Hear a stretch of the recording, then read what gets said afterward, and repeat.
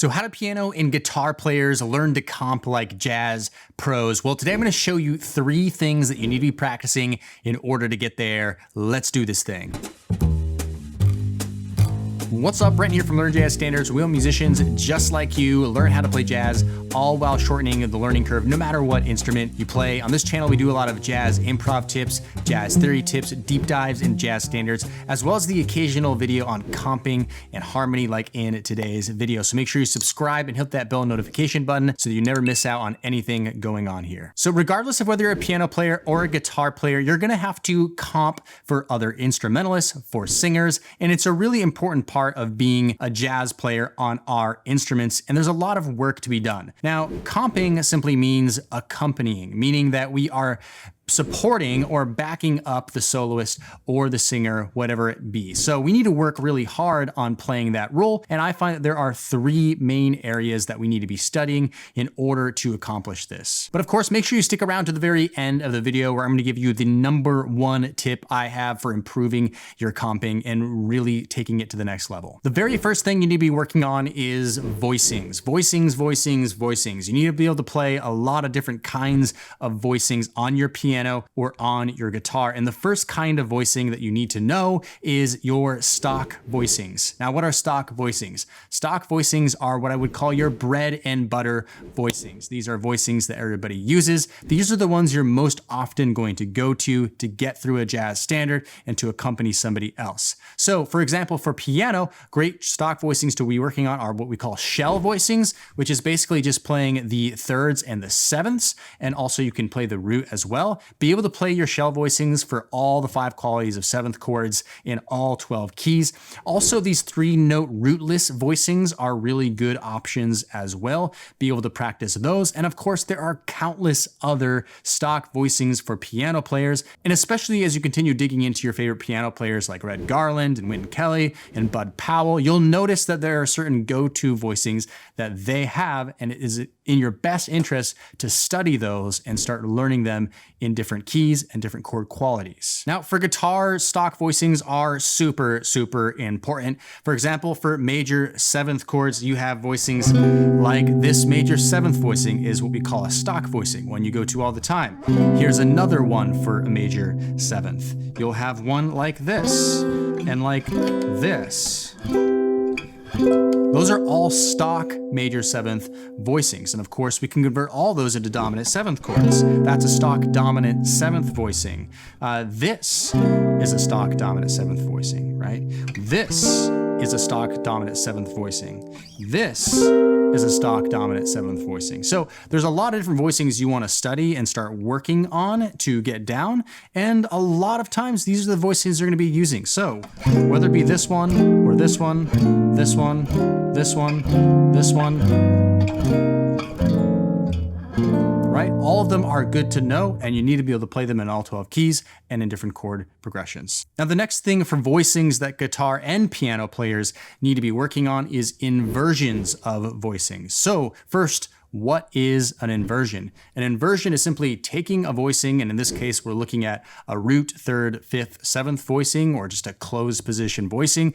And what you do is you essentially invert these voicings by bringing the lowest voice to the top voice. So now the first inversion is going to have the 3rd in the bass, and then the 5th in the bass for the 2nd inversion, and then the 7th in the bass for the 3rd inversion. So we have, again, root position with the root, and then we have the 3rd in the bass, and then we have the 5th in the bass for the 2nd inversion, and then we have the 3rd in the bass for the 7th inversion. So we want to be able to know and work on these and know them in all 12 keys, whether it just be root position voicings like that or closed position voicings like that, or some of the other stock voicings that we're working on, like drop 2 voicings, for example, on guitar would be like this.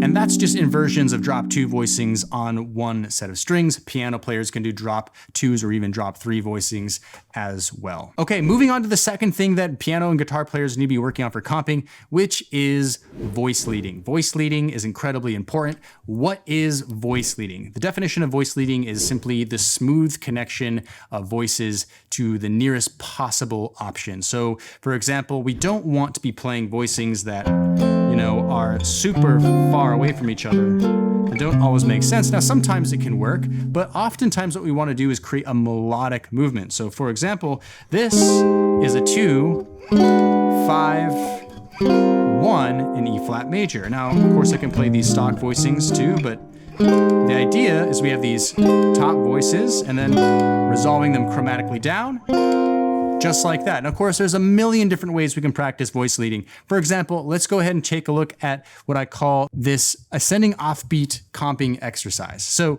let's ignore the offbeats for a second, but simply just look at this. And again, this is me as a guitar player playing this, but you can apply the same concept as a piano player. So starting with this first voicing, we're playing a B flat blues here. What I'm gonna do is go up to the 4 chord, melodically ascending. Now this is just an exercise, but this improves the point of voice leading. There, going to the B flat 9, now to the E flat 7, again moving up chromatically, then to the E diminished 7th, that was a like voice at the very top voice there. Then we're going to this B flat 7, moving up higher with our voicing, to this G7 flat 9, to this F7, see, it keeps going up higher, to this B flat 13, and then finally this B flat 9. So that's just a more clinical example of voice leading, but we want to be thinking about voice leading all the time, creating actual melodies with our comping so that it sounds good, makes sense, and properly accompanies whoever we're accompanying. Now, the third thing that we need to be working on for comping as piano and guitar players is rhythmic comping. Ultimately, at the end of the day, rhythm is really what we're doing. We're playing rhythm both in a supporting role to help the players feel the rhythmic movement of whatever tune we're playing. We're also using it to create drive and feeling in our comping so that it's actually musical. So there's a few things that I would do. So first, I would memorize some very basic comping patterns. If you have no idea how to comp, start by just doing basic comping patterns. One is a great example here is what we call the Charleston. So again, we're just playing a B flat blues. So it sounds like this.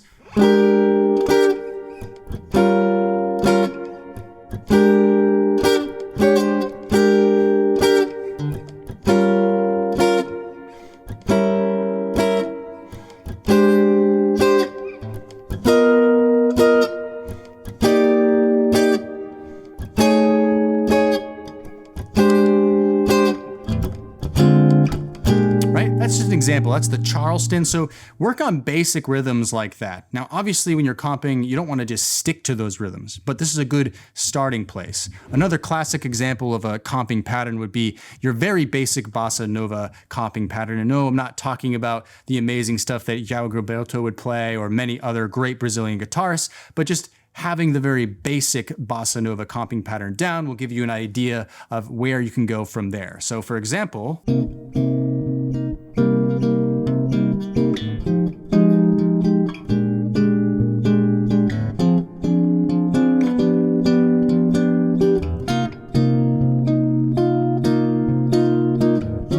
that's just a very basic bossa nova comping pattern. So be able to play that because that's going to come up quite often in jazz standards and the bossa nova side of playing things. But then let's also go back to that ascending offbeats comping exercise. And this is more where it comes down to getting familiar with playing different offbeats and rhythms in jazz. We want to be able to feel rhythmic freedom when we're comping and even when we're soloing as well. So just taking a look at the first 4 bars of this ascending offbeats comping exercise, as a guitar player, I'll stick with the voicings for now. Again, piano players can use whatever voicing you want, but the idea is we're going to follow those exact rhythms as an exercise that are on the sheet. So like this, a 1, a 2, a 1, 2, 3, 4, 1, and 2, 3, 4, 1, 2, and 3, 4, 1, 2, 3, and 4, 1, 2, 3, 4, and right now that before and, right? That's something that you want to get used to doing because that happens all the time, these anticipations in jazz. So lots of syncopation there. And so practicing things like these, getting very comfortable playing on different rhythmic elements of the beat are going to be super valuable and helpful for you as a comper. Okay, and now for my number one tip as a comper, no matter whether you're a piano player or a guitar player. And that number one tip is to always listen before you play. Listen before you play. Because I just talked about a lot of amazing things that you can do, a bunch of fancy voicings, a bunch of fancy rhythms, inversions, all this good stuff that we need to be working on. The temptation, though, could be just to pretend like we're the ones actually playing, like the soloists, that everybody's backing us up. But really, ultimately, again, the idea of comping is to support somebody else. So whenever you're comping, you really want to be listening to what the other instrumentalist you're supporting is actually playing and respond to that. You should be making musical choices in your comping based on what they're doing, not based on what you want to do. So number one tip is always listen before you play. Serve that other musician you're supporting, not yourself. And by the way, one thing that could really help you is our jazz piano accelerator and our jazz guitar accelerator courses that we have available in our LJS Inner Circle membership. These are really awesome courses. Justin Nielsen, a piano extraordinaire, teaches the piano one. Yours truly does the guitar one. And we work on comping and voicings and all kinds of cool stuff.